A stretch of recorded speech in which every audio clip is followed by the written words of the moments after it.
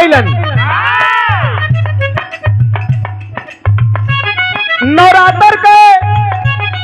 पावन महीना लग गए, पावन बेला शुरू हो गए। 9 दिन तक माई का पहरा घरे घरे हो जाला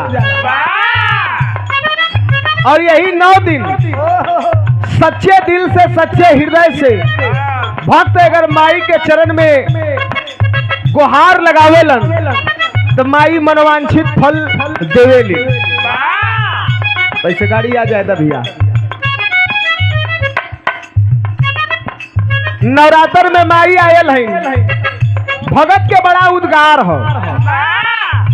माई के देख के उ कहत ह का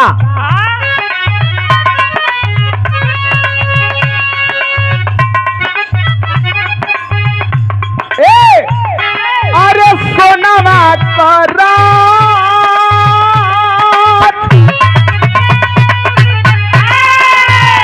सोनावा करत चढ़ी देवी मैया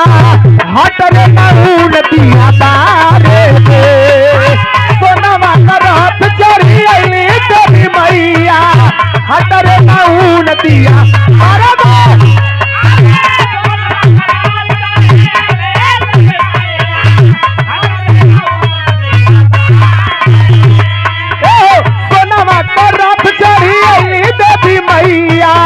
हटरे नून दिया बारे दे अच्छा से ऐछ के चाउर से पैछ के अच्छा से ऐछ के चाउर से पैछ के माई जी तैयार दी उतारे दे अच्छा से ऐछ के चाउर से पैछ के माई जी तैयार दी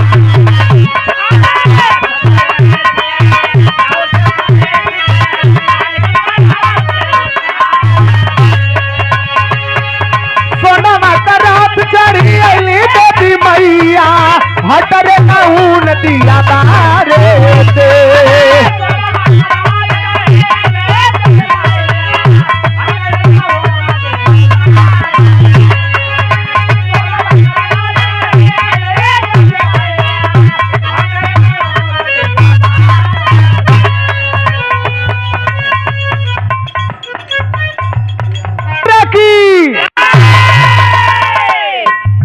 आपका हार्दिक अभिनंदन वंदन स्वागत है।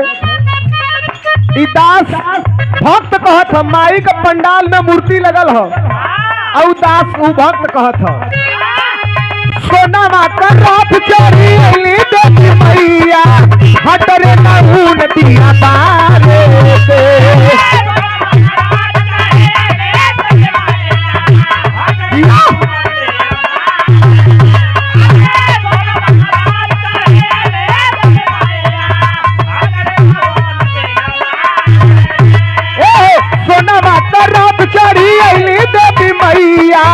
हटरे नून दिया बारे दे अच्छा से ऐछ के चाउर से पैछ के अच्छा से ऐछ के चाउर से पैछ के माई जी तैयार दी उतारे दे अच्छा से ऐछ के चाउर से पैछ के माई जी तैयार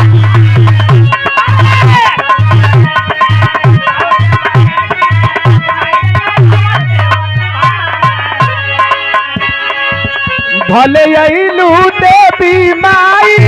भले अइलू दुर्गा